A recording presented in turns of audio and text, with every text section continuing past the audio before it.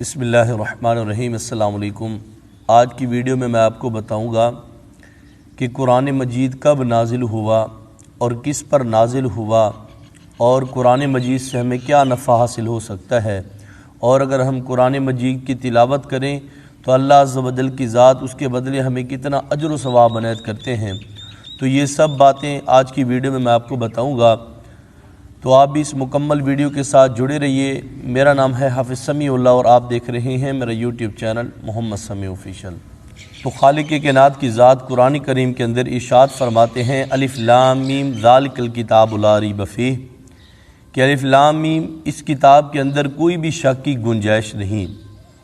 تو مسلمانوں، اس کتاب کے اندر شک ہو بھی کیسے سکتا ہے کہ جسے بھیجنے والا رب العالمین ہو اور جسے لانے والا جبرائیل امین ہو، اور جس پر یہ کتاب نازل ہوئی ہو وہ رحمت للعالمین ہو، تو بھیجنے والا بھی نور اور لانے والا بھی نور، اور جس پر نازل ہوئی ہو وہ بھی نور ہو، تو پھر کیوں نہ یہ کتاب نور علی نور ہو۔ تو مسلمانوں، دنیا کی تمام کتابیں ایک طرف مگر پھر بھی قرآن مجید کا مقابلہ نہیں کر سکتی۔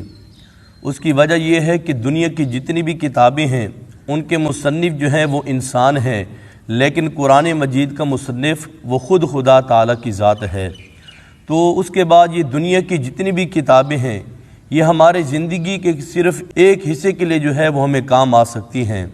مثلاً کہ طب و حکمت کی کتاب صرف ہمیں جو ہے وہ علاج بتائے گی، اور ریاضی کی کتابیں ہمیں صرف شماریات بتائیں گی، اور اسی طرح سے فقہ کی کتابیں جو ہیں وہ صرف ہمیں فقہی مسائل بتائیں گی، اور اسی طرح سے تاریخ کی کتابیں جو ہیں وہ صرف ہمیں گزرے ہوئے واقعات سنا سکتی ہیں۔ لیکن قرآن مجید یہ ایک ایسی کتاب ہے، فلسفہ ہو یا سائنس، قانون ہو یا ادب، تاریخ ہو یا جغرافیہ، لیکن قرآن مجید ہر ایک کتاب پر جو ہے وہ حاوی ہے۔ اور اللہ تعالیٰ کی ذات نے قرآن کریم کے اندر ارشاد فرمایا کہ ولا اصغر من ذلک ولا اکبر الا فی کتاب مبین، کہ چاہے کوئی بڑی چیز ہے یا چھوٹی چیز وہ اس روشن کتاب کے اندر موجود ہے۔ اور پھر ساتھ فرمایا ولا رطب ولا یابس الا فی کتاب مبین، اور چاہے کوئی خشک چیز ہے یا تر، اس کا ذکر بھی قرآن مجید کے اندر موجود ہے۔ اور پھر آگے ارشاد فرمایا کہ وما من غائبۃ فی السماء والارض الا فی کتاب مبین، اور جتنے غیب ہیں آسمانوں اور زمینوں کے اندر وہ بھی اس روشن کتاب کے اندر موجود ہیں۔ تو پھر اس کے بعد جو ہے قرآن مجید سے سوال کیا گیا کہ تجھے کس نے نازل کیا؟ تو قرآن مجید نے جواب دیا کہ وَإِنَّهُ لَتَنزِيلُ رَبِّ الْعَالَمِينَ، کہ میں رب العالمین کی طرف سے جو ہے وہ اتارا گیا ہوں۔ پھر سوال کیا گیا کہ تجھے کون لے کر آیا؟ تو قرآن مجید نے جواب دیا کہ نزل بروح الامین، کہ مجھے روح الامین مطلب کہ جبرائیل امین لے کر آنے والے ہیں۔ تو پھر قرآن مجید سے سوال کیا گیا تو کس پر نازل ہوا؟ تو قرآن مجید نے جواب دیا علی قلبک لتکون من المنذرین، کہ تمہارے دلوں پر اور محبوب علیہ السلام کی ذات پاک پر، کہ تاکہ تمہیں وہ ڈر سنائیں۔ اور پھر پوچھا گیا کہ تو کس زبان میں نازل ہوا؟ تو قرآن مجید نے جواب دیا بلسان عربی مبین، کہ میں روشن عربی زبان میں اتارا گیا ہوں۔ تو پھر سوال کیا گیا کہ تو کب نازل ہوا؟ تو قرآن مجید نے جواب دیا کہ شہر رمضان الذی انزل فی القرآن، کہ میں رمضان مبارک کے مہینے کے اندر اتارا گیا۔ پھر اس کے بعد سوال کیا گیا کہ تو کس دن آیا؟ تو قرآن مجید نے جواب دیا انا انزلناہ فی لیلۃ القدر، بے شک قرآن مجید لیلۃ القدر میں اتارا گیا۔ تو مسلمانوں، کوئی کہتا ہے کہ سرمایہ دار بہتر ہے، کوئی کہتا ہے کہ جاگیردار بہتر ہے، تو کوئی کہتا ہے کہ مالدار بہتر ہے، اور کوئی کہتا ہے کہ وزیر بہتر ہے، تو کوئی کہتا ہے کہ مشیر بہتر ہے، اور کوئی کہتا ہے کہ بادشاہ بہتر ہے۔ لیکن کملی والے آقا دو جہان حضور علیہ السلام کی ذات پاک نے ارشاد فرمایا کہ خیرکم من تعلم القرآن وعلمہ، کہ تم میں سے بہترین شخص وہ ہے جو قرآن مجید سیکھے اور دوسروں کو سکھائے۔